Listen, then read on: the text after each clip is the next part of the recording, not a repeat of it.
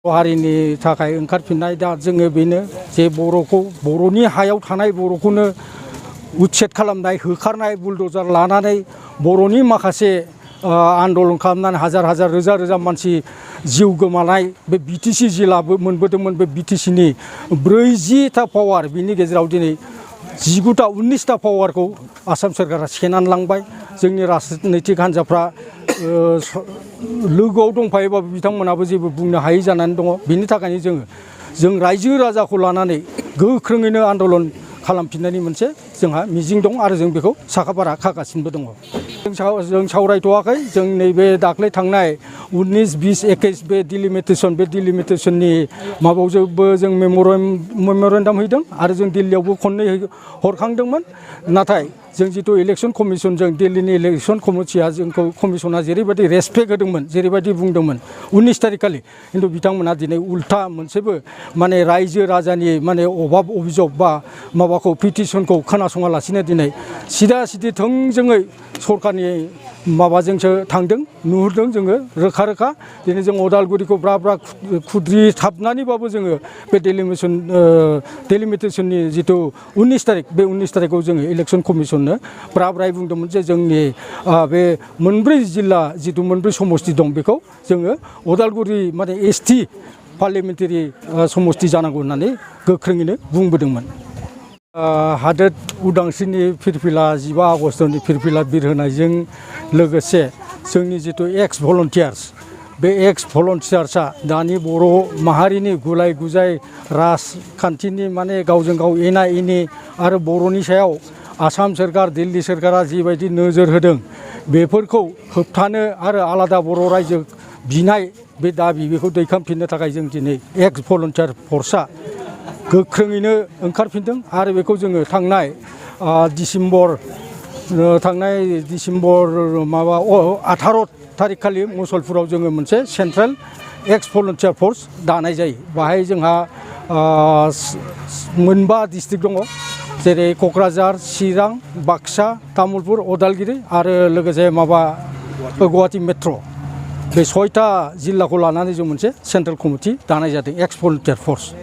जोंहा आफादगिरिया जाहैबाय माने दलिन ब्रह्म आरो नेहाथारिया जाहैबाय सिन्टु बसुमतारी। राजनैतिक हान्जाजों लोब्बा गैया, खिन्थु जोङो रायजो राजाखौ बेखौनो बुंदों फैगौ बिसायख'थिफोराव नोंथांमोना गावबागावनि बिबेक भट हो। जों बिथोनबो होनो फैया आरो जों खुनु राजनैतिक हान्जानि रावनिबो प्लेटफर्माव जोंखौ नुनाय नङा आरो जों थांफाया। दिनै भारतनि उदांस्रिनि सानखौ लोब्बा लाखिनानै माने भलन्टियार्स फर्सआ जि मोनसे गोथार सान फालिनायनि जिथु लाहार फाहार खालामबाय, बहाय आंखौबो इनभाइटेसन खालामदोंमोन आरो आङो बिनि लोगोजों आं माने रिकुवेस्ट खालामनो आं लुगैदों आरो बे दिनैनि दिनाव जों माबा मोनसे उद्देश्यखौ लानानै बै समाव भलन्टियार्स फर्सआ बे ओनसोल साहा ओनसोलखौ लानानै सिमां नुदोंमोन। नाथाय दिनै फैयै फैयै थेर बेथेर खालामनायखौ जों नुनो मोन्दों। बावैसो डिलिमिटेसननि बाथ्राखौ जों निस्सय मिन्थिगौ जे उदालगुरि समस्तिखौ माने दरं उदालगुरि खालामनानै माने जोंजों 5 समस्ति सोफादेरनानै माने दलगाव, सिपाझार, मंगलदै, कमलपुर, रङिया बायदि जायगाजों जोंनि तामुलपुरखौ सोफानानै बा माजबाद, उदालगुरि, टंला आरो बेनिफ्राय गरेस्वर बेबायदि समस्तिखौ सोफानानै 11टा बयनिख्रुइबो आसामनि भितराव देरसिन माने लकसभा समस्ति बानायनो नागिरनायाव जोङो जोबोद आपत्ति खालामदोंमोन आरो जोबोद दुखुनि बाथ्राया बेनो जे 2003 सननि 10 फेब्रुवारियाव जोंना 4.7नि जिथु माबामोन जा एग्रिमेन्ट दंमोन, बे एग्रिमेन्टआव माने भबिष्यतआव डिलिमिटेसन जायोब्ला बिटिसिनि एलेकाया बिटिसिनि भितरावनो थागोन समस्तिया बेबादि होननानै लिरनाय दङमोन।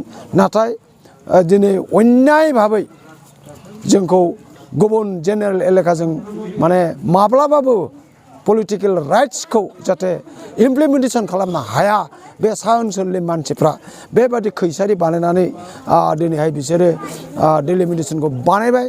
जों जोबोद दुखु जादों।